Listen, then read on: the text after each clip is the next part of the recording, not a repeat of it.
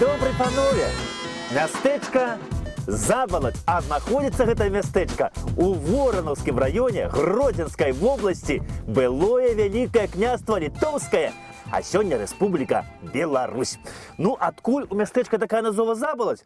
Ну, я думаю, тут можна здагадацца вельмі лёгка. Да вы ўжо самі здагадаліся. Ну, канешне, былі колісь тут балоты, а за балотам на грудзе пасяліліся людзі. Ну, і гэтыя людзі, першыя жыхары, значыцца, не сталі думаць ды гадаць, там, выдумляць, як ім сваё паселішча назваць, а назвалі проста за балотам. Значыць, Забалаць. Ну, дык што, паважаныя, пойдзем ды паглядзім, мо што цікавае угледзім там.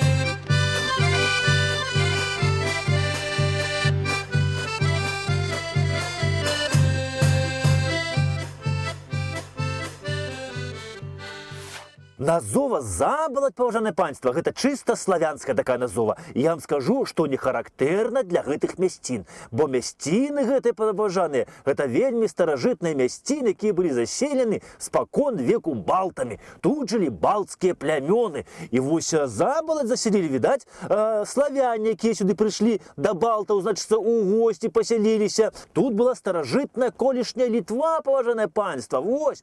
Ну, а тут на Воронаўшчыне жыло такое балцкае племя Дайнова. Гістарычная даведка. Дайноўцы. Нашчадкі цвярскага племя, што жылі на правым беразе Нёмана. У 13-14 стагоддзі дайноўцы мелі сваё княства, якое займала тэрыторыю паміж Нёманам і Віліяй. Па рэчцы Котра дайноўскае княства межавала з гарадзенскім. Упершыню княства упамінаецца па 1259 годам у грамаце Міндоўга. З 1260 года дайноўцы, страціўшы сваіх князёў, запрасілі да сябе князя Трайдзеня. З цягам часу дайноўцы асіміляваліся большасцю у беларусаў, а астатнія у сённяшніх літоўцаў. Калі сюды, паважанае панства, прыйшлі славяне, значыцца, да балтаў, ды сказалі, што, можа, мы тут для вас, дзе, значыцца, прытуліліся збоку. Ну, то дайноўцы ім кажуць: хлопцы, сяліцеся, мы ж не супраць. Адзінае, вось, знаеце што, хлапцы, месцы ўсе хорошыя занятыя, вось толькі ля балотца засталося. Ну, тыя падтыліцу славяне пачухалі ды кажуць: ну што ж, ля балотца дык ля балотца. З добрымі людзьмі можна і ля балотца жыць. Ну, а камароў, мошак мы не баімся. Ну, але вось калі яны сюды першыя прыйшлі славяне, калі тут першыя хаты паўсталі, вось гэтага я не ведаю. А значыцца, не скажу вам калі. Вядома толькі тое, што ў летапіснай крыніцы Забалаць трапляе толькі ў 14 стагоддзі. Напрыканцы 15 стагоддзя, паважанае панства, вось гэта ўсё былі ўладанні такога Якуба Чыжэвіча. Ну і гэты Якуб Чыжэвіч перад смерцю, значыцца, трэцюю частку гэтых усіх сваіх уладанняў адпісаў на сваіх двух родных сёсцер. Гэта Святохне і Марыне у пажыццёвае карыстанне, значыцца. Ну, а две часткі, значыцца, гэтых уладанняў сваіх ён адпісвае на сваю дачку Ганну. Ну, але вось што цікава, што нягледзячы, што ён адпісаў ім на, значыцца, пажыццёвае валоданне гэтай землі, то Забалаць чамусьці праз вельмі хуткі час адышла да зусім іншых людзей. На пачатку 16 стагоддзя, а больш дакладна у 1503 годзе, тут чамусьці з'яўляюцца ўжо зусім іншыя гаспадары. І тут, значыцца, пачынаюць ужо уладарыць у Забалаці князі глінскія. Гістарычная даведка. Глінскія. Княжацкі род у Вялікім княстве Літоўскім і Маскоўскім княстве. Род глінскіх меў татарскія карані. Генеалагічная традыцыя звязвае яго з Мамаем, сын якога, Мансур Кіят, нібыта пакінуў сыноў Скідыра і Лексу. Лекса выехаў у Вялікае княства Літоўскае прыняў праваслаўе, у хрышчэнні стаў Александром і ад вяліка князя Вітаўта атрымаў землі на мяжы з Залатою Ардой і гарады Палтаву і Глінск.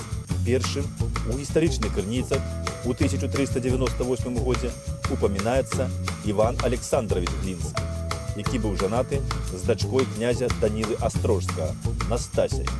Род Глінскіх карыстаўся уласным гербам, які магчыма паходзіць ад татарскай радавой тамгі і сімвалізуе княжацкі пасад. З князёў глінскіх, паважанае панства, забалаць належала такому Васілю Глінскаму, па мянушцы Сляпы. Ну і вось гэты Васіль Сляпы Глінскі, ён быў падстоліем, значыцца, вялікім княствам літоўскім, а пасада падстолія ў нас, значыцца, была вядома яшчэ аж з 15 стагоддзя. Ну і падстолі ён дапамагаў стольніку сервіраваць, значыцца, вялікакняскі стол. Ось чым займаўся гэты уладар, вось Васіль Глінскі. Ну і я вам скажу, што ў гэта Васіля Глінскага было яшчэ два браты, Іван і Міхайла. Дык вось уявіце сабе, што ўчынілі гэтыя браты Глінскія. Яны ў 1508 годзе узялі і ў нас на Беларусі, у вялікім княстве літоўскім, узнялі мяцеж. Супраць каго б вы думалі, не паверыце. Супраць самого караля і вялікага князя Вялікага княства Літоўска Жыгімонта I Старога. З трох братоў гэтых глінскіх, паважанае, паўстання ўздзяняў такі Міхал Глінскі. Ну, я вам скажу, гісторыя гэта вельмі запутаная, складаная, у двух словах і не скажаш яе. Ну, паспрабую коротенька так вам расказаць, значыцца. Ну, Міхал Глінскі, ён пасля вось перамогі над татарамі пад Клецкам у 1506 годзе меў у нас у вялікім княстве літоўскім вялікі такі аўтарытэт. І ён нават узначаліў тут у нас групоўку, якая выступала за незалежнасць вялікага княства літоўскага ад палякаў. Ну і гэта групоўка яшчэ вось пасля смерці караля і вялікага князя Александра выступіла за тое, каб на трон пасадзіць малодшага брата Александра Жыгімонта. Ну, значыцца, ўсё, Жыгімонта на трон пасадзілі, але Жыгімонт, калі стаў уже Жыгімонтам I каралём, то ён вырашыў адасобіцца так вось, значыцца, ад усіх груповак і стаць цалкам незалежным. Ну і ягоныя адносіны да Міхала Глінска з добрых адносін, значыцца, перайшлі ў нейкія такія, ну, мякка кажучы, не вельмі добрыя, ось. А тут, значыцца, на Міхала Глінска пачаў яшчэ, кажучы сённяшняй мовы, наязджаць яго асабісты вораг, троцкі ваявода Ян Забярэзінскі, які выступаў тады за саюз з палякамі. Ну і Міхал Глінскі, я скажу вам, вырашыў даць адпор гэтаму троцкаму ваяводзе Яну Забярэзінскаму. Ну, сабраў, значыцца, братоў сваіх, сваякоў усіх і напаў на Забярэзінска, на яго хату, што была тут недалёка каля гародні. Напаў і, гавораць, нават забіў гэтага ваяводу Забярэзінска. О, а справа гэта падсудная, адступаць няма куды. І вось з гэтага ўсяго і пачаўся, кажуць, мяцеж. А было ўсё 1508 годзе, ось у лютым месяцы, як зараз. Ну, але я вам хочу сказаць, што шляхта наша беларуска-літоўска Глінскага не падтрымала. Яны паглядзелі на ўсё гэта сваімі вачамі і сказалі, што Міша, ты не правы у гэтай справе, ось так. І Міхал Глінскі з братамі змог сабраць толькі войска ў 2000 чалавек, вось. Адступаць яму не было куды, і ён, значыцца, папрасіў дапамогі у рускіх, у рускага цара Васіля III, і той яму ў гэтым не адмовіў. Но Москва, панове, тады вела войны ось з намі, з вялікім княствам літоўскім. І маскоўскі князь Васіль III тады не ўпусціў такую вось магчымасць, значыцца, пагуляць па нашай тэрыторыі, парабаваць, значыцца, тут у нас нашы гарады, мястэчкі ды вёскі. Значыцца, дабра панабіраць тут у нас ды людзей у палон ды на Маскву звесці адсюль. Ну і ён на дапамогу Глінскім, значыцца, гэтым мяцежнікам адправіў войска пад камандаваннем Шамячыча. І вось гэтае маскоўскае войска разам з мяцежнікамі глінскімі тады абклалі і Мінск, і Слуцк, але ўзяць ні адзін горад гэта так і не змаглі. Зато яны цалкам спустошылі і ваколіцы Мінска, Слуцка, Наваградка, Слоніма. Ну, а калі падышло да іх нашае войска беларуска-літоўскае, то тады яны адступілі да Воршы, ну, а там падаліся ўжо да Масквы. У Маскве вось Міхал Глінскі адчуў розніцу паміж вось Масковіяй і радзімай вялікім княствам літоўскім, Беларуссю. І нават пачаў ужо пісаць лісты да караля нашага, значыцца, да Жыгімонта I Старога. І той яму адказаў, што Міхал, канешне, вяртайся назад. Што ж ты нарабіў? Ты ж харошы хлапец, ты ж наш хлапец. Уцякай адтуль хутчэй. Ну, але аб гэтым вось ліставанні даведаліся маскоўскія баяры, і Міхала Глінска кінулі ў турму. І вось у маскоўскай турме ён і сканаў. Ось так. Ну, з Міхалам Глінскім, конечно, пасля мяцяжа ў Маскву перабраліся і браты ягоныя глінскія. Перабраўся туды і уладар Забалаці Васіль Глінскі, вось сляпы. Ну, а ў Васіля вось гэта Глінскага, значыцца, была дачка Алена. І вось Алена Глінска там у Маскве пабралася шлюбам, значыцца, з князем маскоўскім Васілём III, стала яго другай жонкай і нарадзіла яму сына, якога назвалі Іван. Івана IV. Іван Васильевич IV. І вось ён стаў усім вядомы як Іван Жахлівы, як яго ж называюць Іван Грозны. І вось, калі хто не ведае, дык ведаеце, што маці Івана Грознага была родам вось з Беларусі, Алена Глінская. Пасля мяцяжу Глінскіх на Гродзенскім сейме наша шляхта, значыцца, вынесла такі свой вырак, што з усіх грамат, значыцца, выкінуць прозвішча Глінскія і перайменаваць іх у Ліхадзейскія. І вось, дарэчы, у нас і па сёння на Беларусі ёсць прозвішча як Глінскія, так і Ліхадзей. Ну, а землі ў Глінскіх усе былі канфіскаваны. Канфіскавалі іх тады вось і Забалаць. Ну і Забалаць вялікім князем была дараваная тады Харунжаму, Вялікае княства Літоўскага, Войцаху Войцахавічу Нарбутовічу. Гістарычная даведка. Нарбуты. Дзяржаўныя дзеячы Вялікае княства Літоўска. Шляхецкі род герба Тромбы. Родапачынальнік баярын Нарбут. Атрымаў ад вялікага князя Вялікае княства Літоўска Жыгімонта Кейстутавіча маёнткі армяны і калтыняны ў Літве, а ад вялікага князя Казіміра 7 людзей. Паводле радавой легенды, нарбуты былі адгалінаваннем магнацкага роду Осцікаў, таму часам пісаліся Осцік-нарбуты. Харунжы Вялікае княства Літоўскага Войцах Войцахавіч Нарбут, ён акрамя маёнтка Забалаць гэтага меў яшчэ 7 маёнткаў. І з гэтых сваіх 8 маёнткаў у войска Вялікае княства Літоўска ён ставіў аж 20 коней. Вось. Ну, а ў 1536 годзе Войцах Нарбут Забалаць ператварае ў мястэчка. А гэта значыць, паважанае панства, што тут ужо пачынаецца гандаль і палова мясцовага насельніцтва займаецца рознымі рамёствамі. Карацей, Нарбуты вёсачку ля балота ператвараюць ледзьне ў гандлёва-рамесленскі цэнтр. І я яшчэ хочу сказаць, што вось гэтая галоўная вуліца Забалаці сёння завецца вуліца Леніна. Ну, пры саветах так яе назвалі. А да савету назвалася вуліца Нарбута. І вось мясцовыя жыхары мне распавялі, што тыя, хто калісьці з'ехаў адсюль, ну і да сённяшняга дня яшчэ шлі лісты сваім сваякам, то ныне пішуць вуліца Леніна, а пишуть вуліца Нарбута. Я вам скажу, что кожны ліст знаходзіць свайго адресата.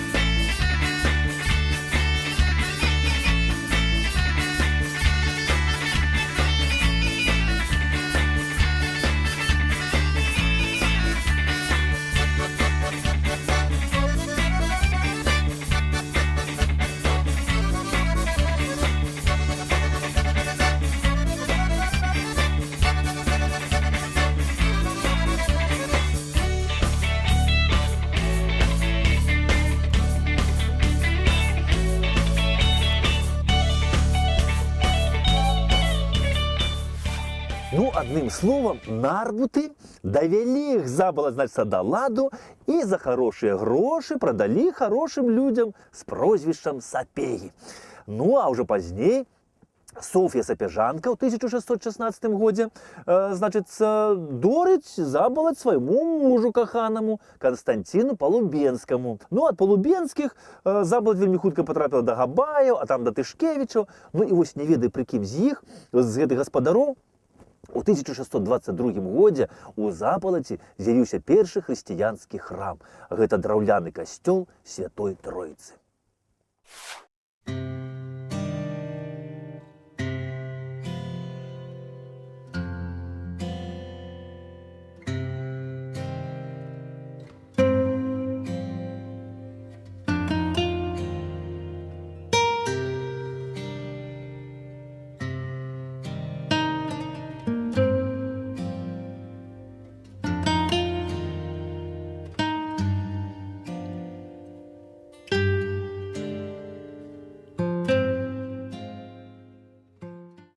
Але вось 17 стагоддзе, паважаны панства, гэта былі часы вельмі неспакойныя, гэта войны з маскоўскай дзяржаваю. І тады пад час гэтых войнаў гарэла Забалаць, гарэў касцёл, мяняліся гаспадары, а тут уладарылі такія шляхцічы Воланы, потым зноў Нарбуты. Ну а там наша вось шаноўная шляхта, магнаты нешта не змаглі паміж сабой знайсці паразумення, не маглі падзяліць уладу, значыцца. Ну і гэтым момантам скарысталіся тры суседкі нашай, гэта Аўстрыя, Прусія і Расія. І падзялілі яны Рэч Паспалітую быццам бабінага кабанчыка паміж сабою. І Забалаць апынулася ў расійскай імперіі. Ну, але вось у адрозненні ад іншых мясцін яна аказалася ўсё-такі ў руках нашых, значыцца, магнатаў, у графоў Тышкевічаў. Тут уладары такі Людвіг Тышкевіч, ён у адрозненні ад іншай сваёй радні Тышкевічаў, значыцца, прысягнуў на вернасць Кацярыне II, і таму ягоныя маёнткі не былі канфіскаваныя. Гістарычная даведка. Тышкевіч Людвіг нарадзіўся каля 1750 года. Памёр 26 чэрвеня 1808 года. Генерал-ад'ютант. З 1791 маршалак вялікі Вялікае княства Літоўска. У час панавання Таргавіцкай канфедэрацыі маршалак апошняя Градзенская сейма 1793 года. Падпісаў акт аб другім падзеле Рэчы Паспалітай і дагавор з Расіяй. Быў накіраваны на чале пасольства ад сейма ў Санкт-Петербург. У 1795 годзе зноў паехаў да Кацярыны II на чале дэлегацыі для складання прысягі. Апошні з мужчынскіх прадстаўнікоў лініі скуменых Тышкевічаў. Дык вось Людвіг Тышкевіч, паважанае панства, вось тут у Забалаці вырашае зрабіць богаўгодную справу. І ў 1803 годзе на старым колішнім месцы, дзе стаяў драўляны касцёльчык, распачынае будаўніцтва вось гэтага новага мураванага касцёла. Ну, але вось у 1808 годзе Людвіг Тышкевіч памёр, і ўжо будаўніцтва касцёла даводзілі без яго. Скончылі будаваць Забалацкі касцёл у 1812 годзе. І асвяцілі, як і папярэдні, у гонар Святой Троіцы. І от я вам скажу, што ў гэтым годзе Забалацкаму касцёлу спаўняецца роўна 200 гадоў.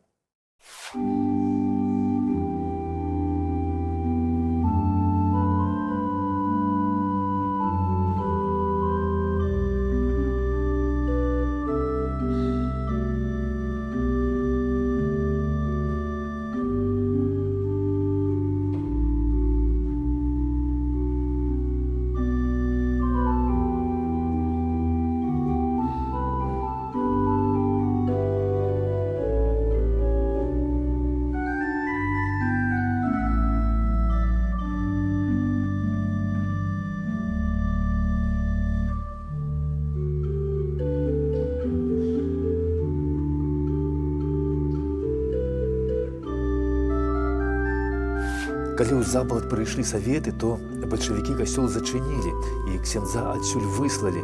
Але вось людзі хацелі ў касцёл без ксяндза Богу маліцца самі. А пазней вось пайшла чутка такая, што бальшавікі збіраюцца паразбіваць алтары і папаліць усе абразы, вось сарваць увесь крыжовы шлях тут і ператварыць храм у звычайнае зернесховішча, у склад. І людзі пачалі тут суткамі дзяжурыць. Яны начамі сядзелі тут у касцёле і так адстаялі сваю святыню.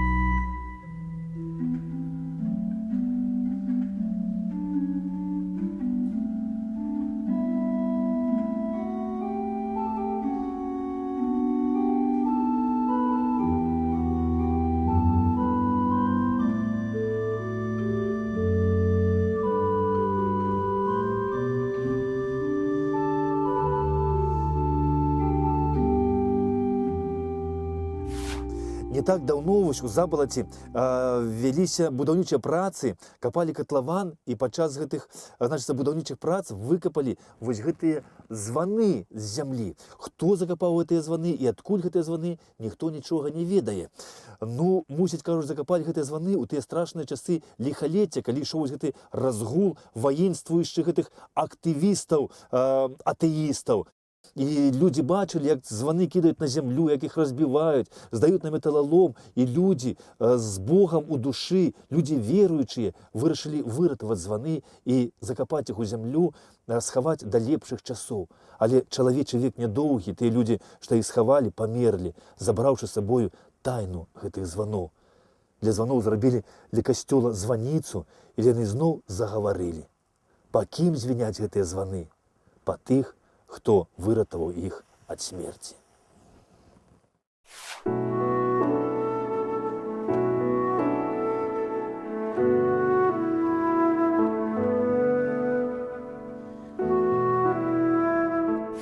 Пасля графоў Тышкевічаў у Забалаці ўладарылі такія шляхцічы патоцкія. Ну а пад канец 19 стагоддзя тут было 24 двары, дзе пражывала 150 жыхароў. І тут, акрамя касцёла, яшчэ было народнае вучылішча, крама дробных тавараў, пастаялы двор і вінны склад. А ў 30-х гадах мінулага стагоддзя за польскім часам мястэчка Забалаць было цэнтрам гміны Лідскага павета Наваградскага ваяводства.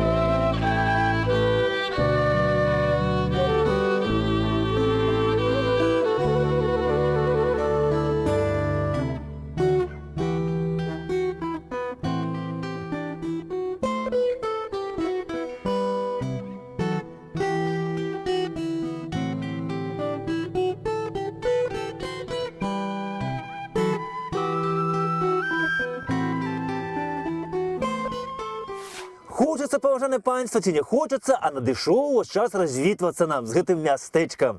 Ну, я вам яшчэ хочу сказаць, што зіма сканчаецца, надыходзіць вясна, так што лыжы ўжо можна, значыцца, хаваць на гарышча і даставаць адтуль ровары ды ладзіць, значыцца, на вясну, на лета. Ну і жадаю вам вясення сонечнага настрою. Поспехаў, паважаныя, і да сустрэчы праз тыдзень. Да пабачэння!